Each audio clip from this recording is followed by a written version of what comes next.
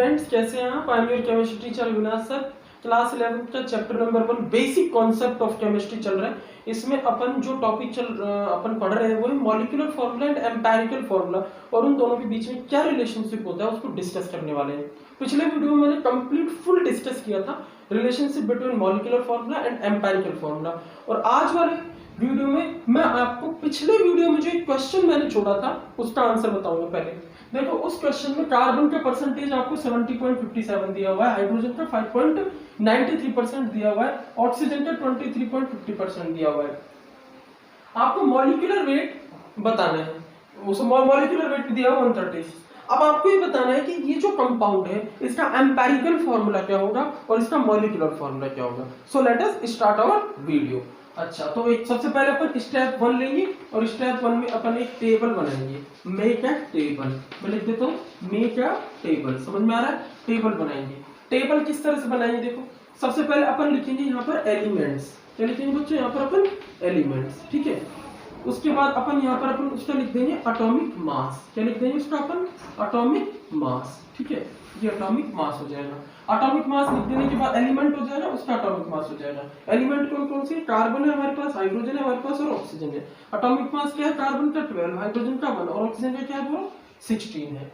Clear है? उसके बाद अपन क्या करेंगे? उसके बाद लिखेंगे अपन को जो परसेंटेज गिवन है उसकी परसेंटेज, ठीक है। तो परसेंटेज कंपोजिशन लिखेंगे।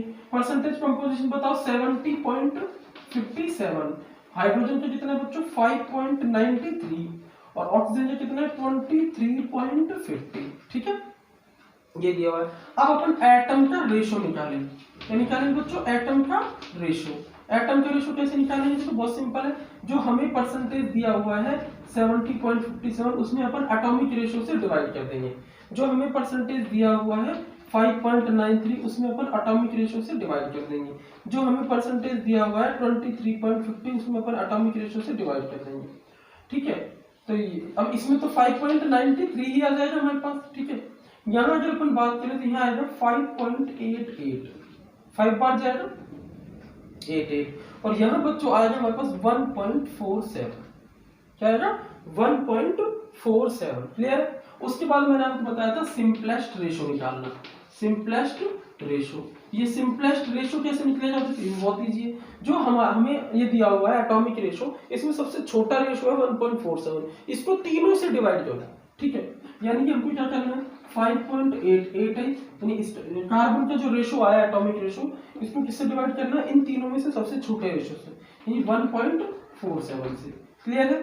फिर यहाँ देखते हैं 5.93 अपॉन यहाँ कर देंगे अपन 1.47। क्लियर है? ये आ जाएगा 23.50 और यहाँ कर देंगे 1.47 और फिर से 1.47 से डिवाइड कर देंगे। यहाँ आंसर हमारे पास क्या है बच्चों? 1। अब देखिए ये 5.93 और ये 5.8 है, तो लगभग इन दोनों के आंसर आते हैं 4। लगभग सेम डिजिट है तो आंसर क्या आता है? 4 आता है। क्लियर है? चलो, तो इस तरह से अपन ने ये देखा कि हमारे पास सिंपलेस्ट रेशो आ गया। अब सिंपलेस्ट रेशो से जो हमारे पास बनेगा एम्पेरिकल फॉर्मूला, वो बताओ क्या बनेगा? देखो, इधर हम बना देते हैं एम्पेरिकल फॉर्मूला। बताओ एम्पेरिकल फॉर्मूला क्या होता है? एम्पेरिकल फॉर्मूला रिप्रेजेंट करता है किसी मॉलिक्यूल का ऐसा फॉर्मूला जो उसमें simplest number of atom, simplest ratio of number of atoms को रिप्रेजेंट करता है। Number of atom simplest ratio में प्रेजेंट होते हैं इस फॉर्मूले में। क्लियर है? तो यहाँ पर कार्बन कितने हैं? देखो इसमें 4, ठीक है।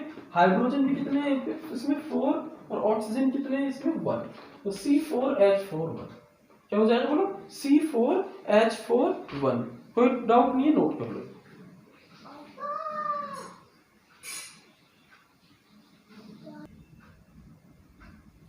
चलो नोट कर लिया। तो ये बन गया एम्पेरिकल फॉर्मूला। अब देखो, अब मैंने आपको क्या बताया था? एम्पेरिकल फॉर्मूला बनने के बाद इससे निकाल लो इसका एम्पेरिकल फॉर्मूला वेट। क्या निकालना है बच्चों?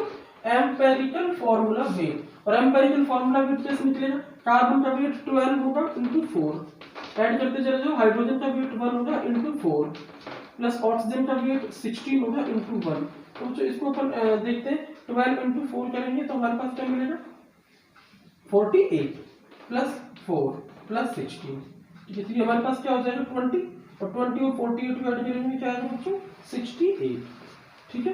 तो ये हो गया हमारे पास एम्पेरिकल फॉर्मूला वेट। क्या आ गया, empirical formula wait. Molecular weight कितना दिया हुआ हमें, 136, ठीक है। तो n की वैल्यू निकल आएगी। स्टेप 2 में n की वैल्यू निकालेंगे, जो हमारे पास मॉलिक्यूलर फॉर्मूला वेट दिया हुआ है उसको अपन एम्पेरिकल फॉर्मूला वेट से डिवाइड कर देंगे, then we get n। Okay, चलो अब n की वैल्यू निकालते हैं स्टेप 2 में। देखो चलो n की वैल्यू निकालते हैं। अब देखते हैं अपन स्टेप 2। स्टेप 2 में n की वैल्यू फाइंड आउट करेंगे। n की वैल्यू क्या होगी हमारे पास, जो मॉलिक्यूलर वेट है, मॉलिक्यूलर वेट हमें कितना दिया हुआ है, 168, सॉरी 138 है। तो अपन डिवाइड करेंगे एम्पेरिकल फॉर्मूला वेट 68 से। क्लियर है? तो इसको अपन चेक करते हैं कितना आता है, सॉरी 136 सही है, 136 है। तो ये आ जाए जस्ट डबल, n की वैल्यू आएगी, n की वैल्यू क्या आएगी बच्चों, 2 आएगी। चलो n की वैल्यू आ गई। अब इसके बाद लास्ट है हमारा, वो है मॉलिक्यूलर फॉर्मूला रिप्रेजेंट कैसे करें। मॉलिक्यूलर फॉर्मूला, और बच्चों मॉलिक्यूलर फॉर्मूला जो होगा वो होगा हमारा एम्पेरिकल फॉर्मूला जो हमें मिला है, इसको हम होल n से या तो यहां रख दें या मल्टीप्लाई कर दें एक ही बात, तो n को इससे मल्टीप्लाई कर देना। क्लियर है? चलो तो अपन इसको n से मल्टीप्लाई करके देखते हैं। n की वैल्यू 2 है, एम्पेरिकल फॉर्मूले को मल्टीप्लाई करते हैं तो बताओ क्या बनेगा हमारे पास, n की वैल्यू 2 होगी और अंदर एम्पेरिकल फॉर्मूला क्या बना था, C1 C4H4O1। क्लियर है? तो फाइनल आंसर क्या है हमारा, C, देखो ये डबल हो जाएगी C8H8O2। तो ये आपका मॉलिक्यूलर फॉर्मूला। वो क्रॉस वेरीफाई करने के लिए अपन इसका मॉलिक्यूलर वेट निकाल के देख लेते हैं। इस भाई ये मॉलिक्यूलर फॉर्मूला है ना, और मॉलिक्यूलर फॉर्मूला है तो इसका जो वेट आएगा वो मॉलिक्यूलर वेट होगा, ठीक है। इस फॉर्मूले से बनेगा जो वेट, तो क्या आता है, देखो कार्बन है यहाँ पर 12 × 8 प्लस 1 × 8 हाइड्रोजन के लिए प्लस ऑक्सीजन का 16 × 2, ठीक है। इसको देख लेते हैं पर क्या आता है, ये 96 आ गया, 8 + 32, ठीक है। तो ये हमारे पास 40 है, जो 40 और 96 कितना होता है, 130। क्रॉस वेरीफाइड कर लिया, तो इस तरह से अपन ने ये चेक कर लिया। तो दिस इज योर आंसर। अब देखो आगे अपन इस वीडियो में कुछ क्वेश्चंस और फटाफट से डिस्कस कर लेते हैं, ठीक है। उसके बाद अपन laws of chemical combination start करेंगे नेक्स्ट वीडियो में, बहुत इंपॉर्टेंट टॉपिक है। उसके बाद फिर हमारे पास एक या दो छोटे छोटे टॉपिक और रह जाते हैं, लिमिटिंग रिएजेंट, स्टोइकियोमेट्री कैसे लिखते हैं किसी इक्वेशन की, और कुछ कंसंट्रेशन के टर्म्स हैं, फिर ये चैप्टर फिनिश होगा, ठीक है। उससे पहले लेकिन अभी तक का जो अपन ने मूल कॉन्सेप्ट क्लियर किया है उससे रिलेटेड कुछ क्वेश्चंस और देख लेते हैं, इसको आप एक बार नोट कर लीजिए। चलो बहुत अच्छी, देखो एक क्वेश्चन है, 0.6 मोल ग्लूकोज में 0.6 मोल ग्लूकोज में कितने कार्बन एटम्स होंगे। क्वेश्चन है, मैं आपको लिख देता हूं, बहुत इंपॉर्टेंट है। हाउ मच, और you can say calculate total number of carbon atoms in 0.6 mole glucose. Question है 0.6 मोल ग्लूकोज आपको दिया हुआ है, इसमें आपको क्या करना है बच्चों, कैलकुलेट करना है कार्बन एटम्स कितने हैं। बहुत सिंपल है, इसका सॉल्यूशन क्या होगा, लेट्स स्टार्ट करते हैं सॉल्यूशन। तो अपन देखते हैं carbon atoms in 1 molecule of glucose. एक मॉलिक्यूल में देख लिया करो, फिर कहानी समझ आ जाएगी। Carbon atoms in 1 molecule of glucose. Glucose के एक मॉलिक्यूल में कितने कार्बन एटम्स हैं, कितने बोलो, 6 कार्बन, 6 एटम्स होते हैं भाई। एक मॉलिक्यूल का क्या मतलब हो गया, C6H12O6, ये हो गया। तो मॉलिक्यूलर फॉर्मूला हो गया ग्लूकोज का, actual number of atoms represent कर रहा है 6 कार्बन एटम्स। तो एक मॉलिक्यूल में 6 कार्बन एटम्स है, तो आपको ये बताना है कि 0.6 मोल जो ग्लूकोज होंगे उसमें कितने एटम्स होंगे। क्लियर है? तो नंबर ऑफ एटम्स निकालने का कोई फॉर्मूला है क्या, बताओ, याद करो, दिमाग को जोड़ डालो, ठीक है। नंबर ऑफ एटम्स निकालने का कोई फॉर्मूला है, नंबर ऑफ एटम्स x होता है, ठीक है। क्या है फॉर्मूला बताओ, नंबर ऑफ मोल्स यानी n कितने मोल्स दिया हुआ है, और इनटू अपन क्या कर देते हैं, एवोगाड्रो नंबर। ये तो नंबर ऑफ एटम्स या नंबर ऑफ मॉलिक्यूल्स निकालने का फॉर्मूला है। तो यहाँ पर अपन पहले क्या करेंगे, ग्लूकोज के मॉलिक्यूल्स निकाल लेते हैं। कितने ग्लूकोज के कितने मॉलिक्यूल्स है, 0.6 मोल। जितने मॉलिक्यूल्स आते हैं उसको 6 से मल्टीप्लाई कर देंगे तो एटम्स आ जाएंगे कार्बन। ठीक है, तो नंबर ऑफ मॉलिक्यूल्स निकाल लेते हैं ग्लूकोज। पहले number of molecules of glucose, कोई प्रॉब्लम नहीं। तो क्या होगा, नंबर ऑफ मोल्स कितने दिए हुए ग्लूकोज के इनटू एवोगाड्रो नंबर। ठीक है, क्योंकि एक मोल में कितने होते हैं मॉलिक्यूल, 6.022 × 10⁻23 होते हैं। तो जितने भी मोल अपन को दिए हुए उतने में उसको मल्टीप्लाई कर देंगे। 0.6 मोल में अपन निकाल लेंगे, तो ये हो जाएगा 0.6 × 6.022 × 10⁻23, और ये आ जाएगा हमारे पास मॉलिक्यूल्स। इतने मॉलिक्यूल्स हैं। ठीक है, तो ये तो हो गए ग्लूकोज के मॉलिक्यूल्स। अब हमें ग्लूकोज के मॉलिक्यूल्स कैलकुलेट नहीं करने, हमको क्या कैलकुलेट करना है बच्चों, कार्बन एटम्स कितने होंगे। ठीक है, तो हम निकाल लेंगे total number of carbon atoms, total number of carbon atoms. तो क्या आएगा बताओ, बस इस पूरे मॉलिक्यूल को 6 से मल्टीप्लाई कर देना। 6 इंटू जितने भी ग्लूकोज के मॉलिक्यूल आए हैं इनको अपन को इससे मल्टीप्लाई कर देना, तो ये एटम्स है, ये आपका आंसर है। क्लियर है, इसको नोट डाउन करो, बहुत इंपॉर्टेंट है।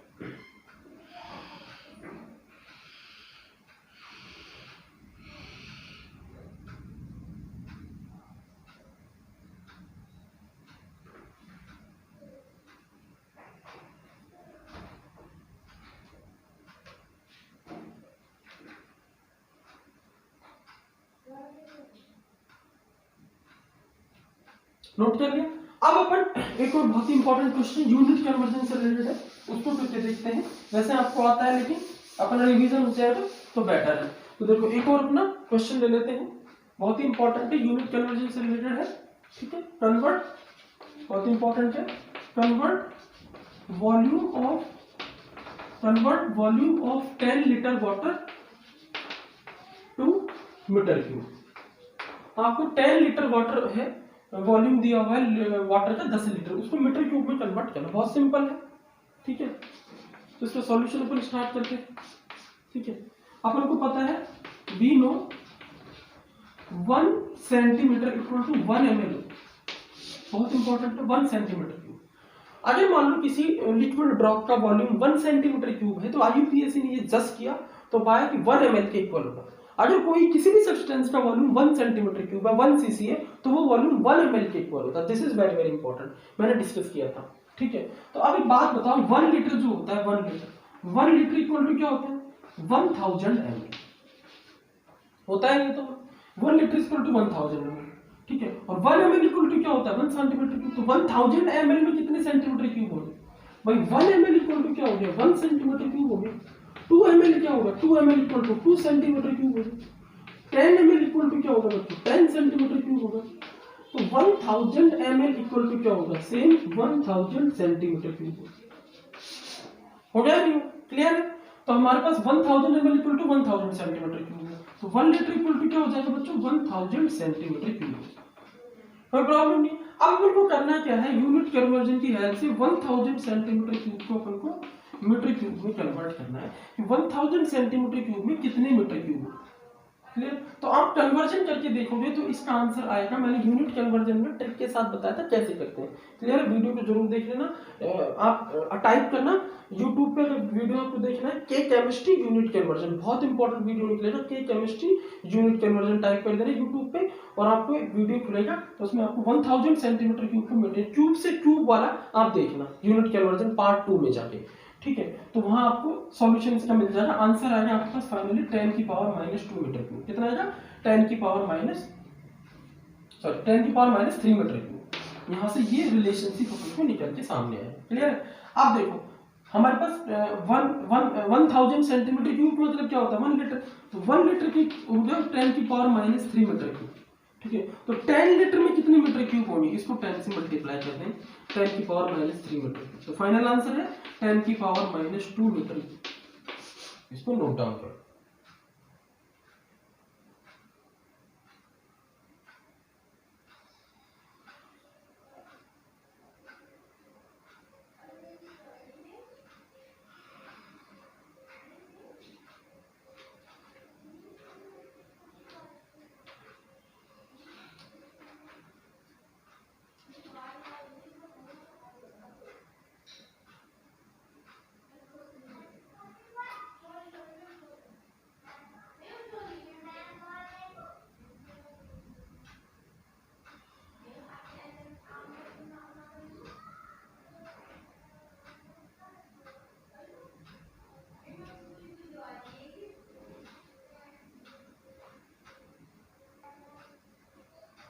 चलो अब बहुत ही इंपॉर्टेंट एक और क्वेश्चन आने वाला है, ध्यान से देखिएगा, बहुत इंपॉर्टेंट क्वेश्चन है।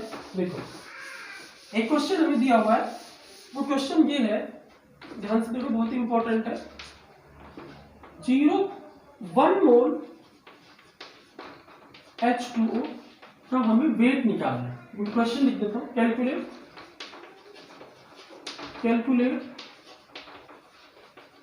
Weight of 1 mole H2 which contain, this is very very important, which contain 50% D2। D2 को क्या बोलते हैं? Heavy water.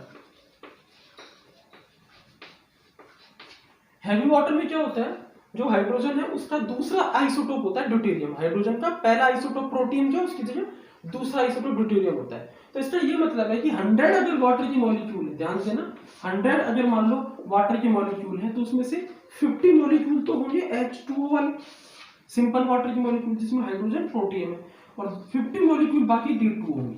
तो हमें क्या क्या रहा है, हैवी वाटर है और ये वाटर है, तो 100 मॉलिक्यूल्स में 50 मॉलिक्यूल तो वाटर के और 50 मॉलिक्यूल हैवी वाटर के।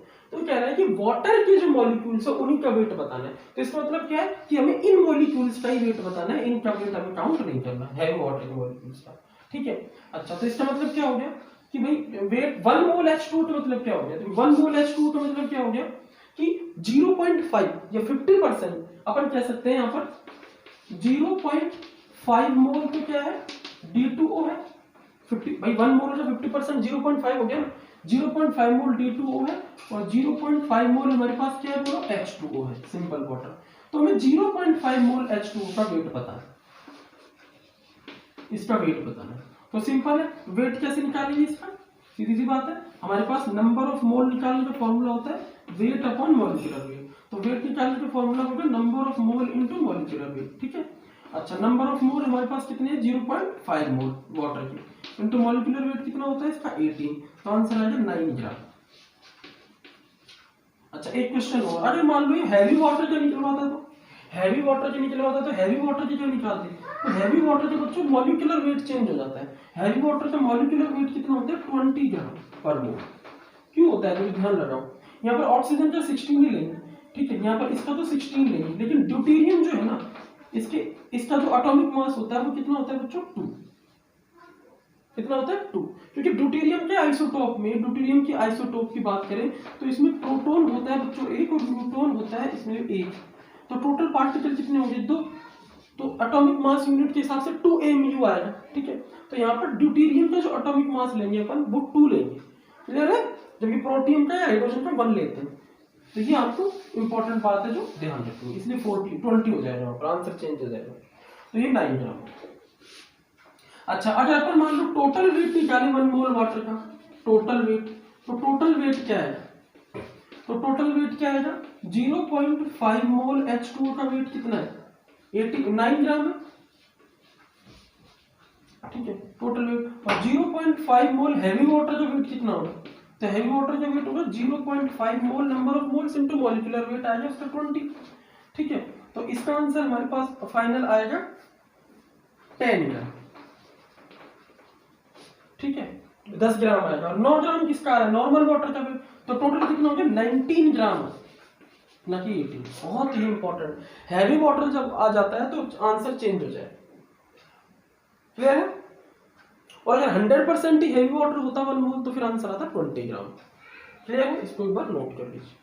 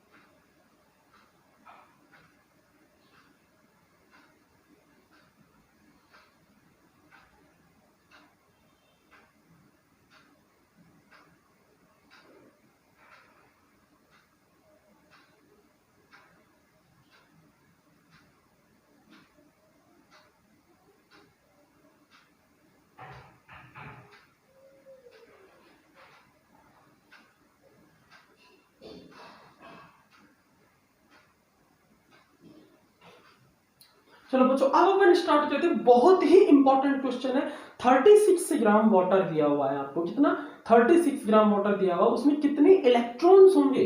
36 ग्राम वाटर में नंबर ऑफ इलेक्ट्रॉन्स आपको निकालने, बहुत ही इंपॉर्टेंट बात है, ठीक है। चलो इलेक्ट्रॉन्स इतने सारे होंगे कि आप सोच भी नहीं सकते, लेकिन उनको कैलकुलेट करना है 36 ग्राम वाटर में कितने इलेक्ट्रॉन्स होंगे, ठीक है। मैं क्वेश्चन यहाँ पे लिख देता हूँ, बहुत इंपॉर्टेंट क्वेश्चन है। Calculate total number of electrons in 36 gram water.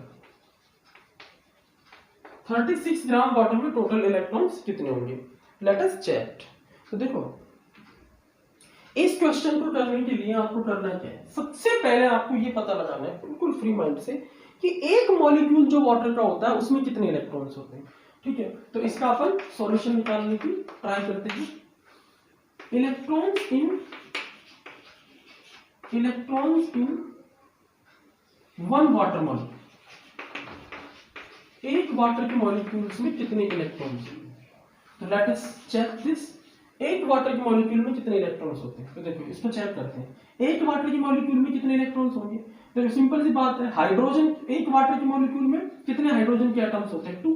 तो number of hydrogen atom, number of hydrogen atom into, अब एक हाइड्रोजन के एटम में कितने इलेक्ट्रॉन होते हैं, एक इलेक्ट्रॉन होता है एक हाइड्रोजन के एटम में।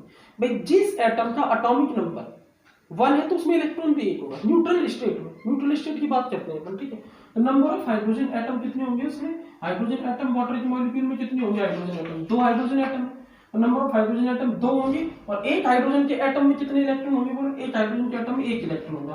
तो हाइड्रोजन के इलेक्ट्रॉन्स हो गए 2, प्लस ऑक्सीजन के इलेक्ट्रॉन्स कितने होंगे, तो number of oxygen atom, number of oxygen atom into कर देंगे अपन, अब एक ऑक्सीजन एटम में कितने इलेक्ट्रॉन होंगे, 8। तो 8 नंबर पे आता है ना, तो 8 प्रोटॉन और 8 इलेक्ट्रॉन होते हैं ऑक्सीजन में न्यूट्रल होने के लिए। तो इस तरह से करेंगे। तो नंबर ऑफ हाइड्रोजन एटम कितने, वाटर के मॉलिक्यूल में 2 और electron 1, plus number of oxygen atom 1 और इलेक्ट्रॉन 8। तो एक मॉलिक्यूल जो होगा, एक मॉलिक्यूल वाटर का, उसमें इलेक्ट्रॉन कितने आएंगे बच्चों, 10 इलेक्ट्रॉन। ये एक वाटर के मॉलिक्यूल में होंगे, एक वाटर के मॉलिक्यूल में अगर 10 इलेक्ट्रॉन है, तो अब हमें ये निकालना है कि 36 ग्राम वाटर में कितने मॉलिक्यूल, कितने इलेक्ट्रॉन्स होंगे। तो सबसे पहले अपन निकाल लेते हैं 36 ग्राम वाटर में मॉलिक्यूल्स। तो स्टेप हो गया इलेक्ट्रॉन इन 1 वाटर मॉलिक्यूल, इसको अपन स्टेप 1 बोलते हैं, ये स्टेप 1 है। अब अपन बात करते हैं स्टेप 2 की, इसकी बात करते हैं स्टेप 2 की। स्टेप 2 में अपन क्या करते हैं, calculate number of molecules, calculate number of molecules of water in 36 ग्राम। अरे 36 ग्राम जल में कितने मॉलिक्यूल्स होंगे वो पहले निकाल लेते हैं, फिर जितने भी मॉलिक्यूल्स आएंगे उन मॉलिक्यूल्स में कितने इलेक्ट्रॉन होंगे, तो उसको 10 से मल्टीप्लाई करते हैं, क्योंकि एक वाटर के मॉलिक्यूल में 10 इलेक्ट्रॉन है, तो x वाटर के मॉलिक्यूल्स में कितने इलेक्ट्रॉन होंगे, x × 10, क्लियर है। तो x की वैल्यू अपन को निकालनी कि कितने पार्टिकल्स होंगे। तो नंबर ऑफ पार्टिकल निकालने का फॉर्मूला अपन को पता ही है, number of moles into Avogadro number. Number of moles कैसे निकालते हैं, weight upon molecular weight into, ये तो हो गया number of moles into Avogadro number से मल्टीप्लाई करेंगे, पार्टिकल मिलेंगे अपन को, क्लियर है। तो रख के देखते हैं, वाटर का वेट कितना दिया हुआ है यहाँ पर बच्चों, 36 दिया हुआ है, मॉलिक्यूलर वेट सब जानते हैं 18 होता है, इनटू Na। तो नंबर ऑफ पार्टिकल्स क्या होंगे बताओ, नंबर ऑफ पार्टिकल्स हमारे पास 2 आ जाएगा, तो 6.022 का डबल करेंगे अपन, दैट मींस ये आ जाएगा 12.044 इनटू 10⁻⁴, भाई इसकी जगह अपन क्या रख देंगे 6.022 इनटू 10⁻23, और यहाँ लिख देंगे अपन मॉलिक्यूल्स, ठीक है। तो ये हमारे पास आंसर आ जाएगा 23 मॉलिक्यूल्स, यानी इतने मॉलिक्यूल्स प्रेजेंट होंगे। H की वैल्यू आ गई 36 ग्राम वाटर में बच्चों इतने वाटर के मॉलिक्यूल्स प्रेजेंट होंगे। तो इतने मॉलिक्यूल्स में इतने मॉलिक्यूल्स में कितने इलेक्ट्रॉन्स होंगे, क्लियर। तो अपन फाइनल स्टेप लिख लेते हैं, नोट कर लिया, स्टेप 3, ठीक है। स्टेप 3 क्या होगा बोलो, स्टेप 3 क्या होगा, total electrons in 36 gram water, ठीक है। तो ये क्या हो जाएगा, जितने मॉलिक्यूल्स आए हैं x इंटू एक मॉलिक्यूल में इलेक्ट्रॉन, तो ये आ जाए आंसर। और x की वैल्यू हमारे पास क्या है, 12.044 इंटू की पावर 23 ये मॉलिक्यूल्स, इतने मॉलिक्यूल्स वाटर के हैं, एक मॉलिक्यूल में 10 इलेक्ट्रॉन है तो इतने मॉलिक्यूल्स में इनटू 10 कितने इलेक्ट्रॉन्स होंगे, यानी आंसर आ जाए 12.044 into 10 to power 24 electron. This is your final answer, इतने इलेक्ट्रॉन। क्लियर हो? चलो नोट कर लो इसको। चलो आप क्या करते हैं, अपन अब क्वेश्चन, एक क्वेश्चन आपको करना है, वो मैं लिखूं, कैलकुलेट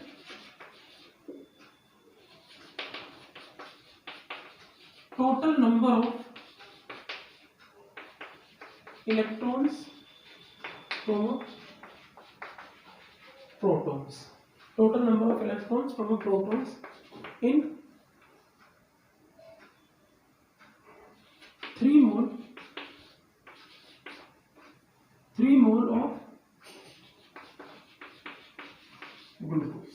बहुत इंटरेस्टिंग, 3 मोल ग्लूकोज, ग्लूकोज का मैं मॉलिक्यूल फॉर्मूला लिख देता हूं C6H12O6। 3 मोल ग्लूकोज में आपको ये बताना है कि total number of electrons protons कितने हुए। अब सीधी सी बात है, आप सबसे पहले एक ग्लूकोज के मॉलिक्यूल्स में इलेक्ट्रॉन निकाल लेना और एक ग्लूकोज के मॉलिक्यूल में प्रोटॉन निकाल लेना। क्लियर है? निकाल लो। उसके बाद 3 मोल ग्लूकोज में कितने मॉलिक्यूल्स है वो निकाल लेना। उन मॉलिक्यूल्स को आप जितने इलेक्ट्रॉन्स आ रहे हैं एक ग्लूकोज के मॉलिक्यूल में उससे मल्टीप्लाई कर दोगे और प्रोटॉन से मल्टीप्लाई करोगे तो आपके आंसर्स मिल जाएंगे। क्लियर है? इसका आंसर्स आप जरूर चेक करना। टिल देन आप वीडियो में देखते रहिए, ठीक है? लाइक कीजिए, शेयर कीजिए, सब्सक्राइब कीजिए। कोई प्रॉब्लम है तो कमेंट कीजिए। Thank you very much.